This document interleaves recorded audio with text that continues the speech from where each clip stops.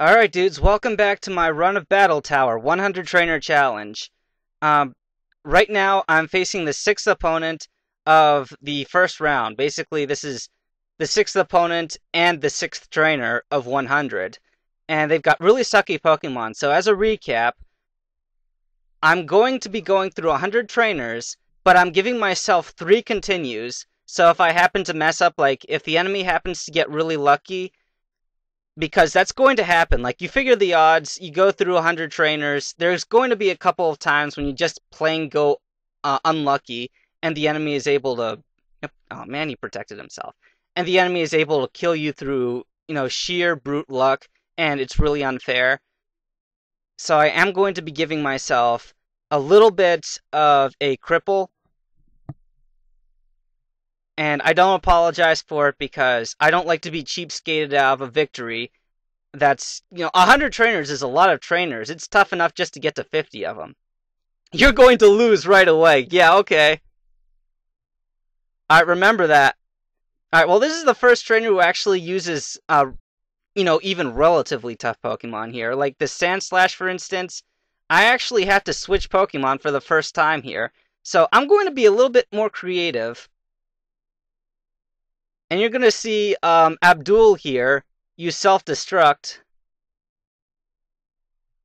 if he's not killed by the enemies. Actually, you know what? I'll take it back. See. We'll use Earthquake here, and they're probably going to go after Snorlax because he's almost down to half health. So Snorlax will use Protect. And now I can't use any other Snorlax's moves except for Protect because he's holding that Focus Band. But that's okay. I'm alright with that. Okay, so Metagross is Earthquake again, and these opponents are both physical, so I'm going to give Salamence a little bit of a show here. So he gets a bit of screen time, and I don't even know what the enemies just did. I'm really going to have to pay attention here. So I'm going to probably go after that Linoon first, because that Primeape already has a lowered attack power. But actually, you know what? The Primeape's pretty much ready to die already, so I'm just going to use Aerial Ace and kill him. Yeah, Flying-type moves, very effective against Fighting-type Pokemon, as you might have guessed. Alright, so Psychic and Aerial Ace. I just want to use moves that are accurate and will kill it. I refuse to accept that out. Okay, so what happened to this? I'm going to lose right away, lady.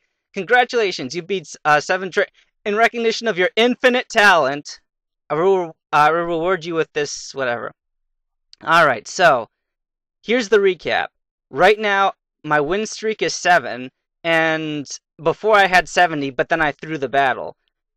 So that I'd be going back down, so it was fair. So right now, I retain my 3 continues, and I'm going to be going right back into it again. But before I do, File, Save Game, State 1. So if it so happens that I lose in this round, which isn't going to happen, but it's just an example of just starting off everything here. If it so happens that I lose, then I start right back at the beginning, the first trainer of round 2 here. Because I just beat round 1, the first round of 7 trainers, and now I'm going into my second round of 7 trainers. So, I'm sending out these Pokemon first, and I have to save the game. Not that it matters, because I've got save states.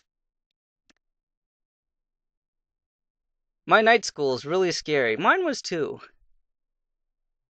We had a very liberal teacher who was supposed to be teaching English, but instead he was like teaching about the Big Bang and stuff. And alright. So let's see, a Poliwrath. Didn't expect to see one of those this early. This is battle number 8. Let's see. I don't really see any of these guys as a threat unless they know Ice Beam, in which case we could easily go against that with you know what, I'm just going to use Psychic on it. And we'll use a Light Screen, just in case he tries to do something funny here. Oh, you're digging a hole. I see how it is. Alright, well, since you're not going after Zapdos, because there's only one he could possibly be going after. Okay, so Ferret's attack is lower, and Poliwrath's attack is lower. And they're actually using their heads. They're protecting themselves and everything. So, see, Aerial Ace on you, and Thunderbolt on you. You're not going to live through this. Wow, one Thunderbolt killed him. Alright. Ooh, Dunsparce! One of the most useless Pokemon there are, next to Pikachu. Earthquake. That ought to do it. And I already used Light Screen, so In case that Dunsparce... No, you know what? That Ferret tried to use Protect before, so... let's see if we could just kill it this time. Yep, down he goes. And maybe Dunsparce will die, but maybe not. Nope, he hung on by the skin of his teeth there. And did he just try to use Glare? He's probably trying to cut my Zapdos' speed, which isn't going to work. Okay, let's try an Earthquake here, and Zapdos will not be effective against that Graveler.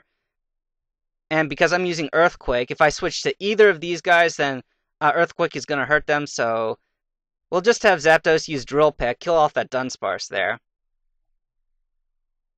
Critical Strike. I think that Graveler might actually have lived through that, because, you know, even though Salamence has 189 attack, he still is probably not sufficient, because Earthquake is not a same type attack move. Like, his only same type attack bonus is through Aerial Ace. Anyway, let's see here. These enemies are both going to be extremely weak against ground type moves, so just in case he tries to use that Flame Kick move or something like that. Oh, you're going to protect yourself. Okay. Here, take that, Combustion Chicken. Alright, Metang's going to come out. Boy, these guys suck against ground type. Can you see why most of my Pokemon know Earthquake? It's an extremely valuable move. Alright, so he used Protect last time. So he's not going to be able to use it this time. Critical Strike, nice. Because Lyron's ×4 weakness against Earthquake kills him. And Ferret, they expect to win with Ferrets, okay.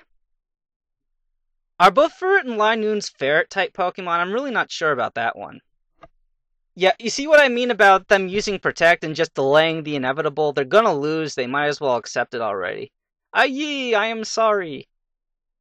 Okay, so I'm facing opponent number 3. So this is like battle number 10 out of 100, and I'm going to lose track pretty darn soon.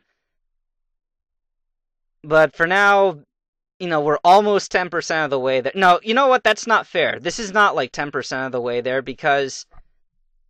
Wow, I can't believe Clamperl lived through that. That's incredible. This isn't 10% because it's not fair to the Pokemon later on, which are legitimately powerful. Like, these guys are a joke. I don't take them seriously at all. But the later on battles, those battles are going to actually take a long time, and I'm going to be taking my time thinking about them, so I might be probably 2% there by that point. That's probably fair to say. Alright, so 10 battles in, and this is battle number 11.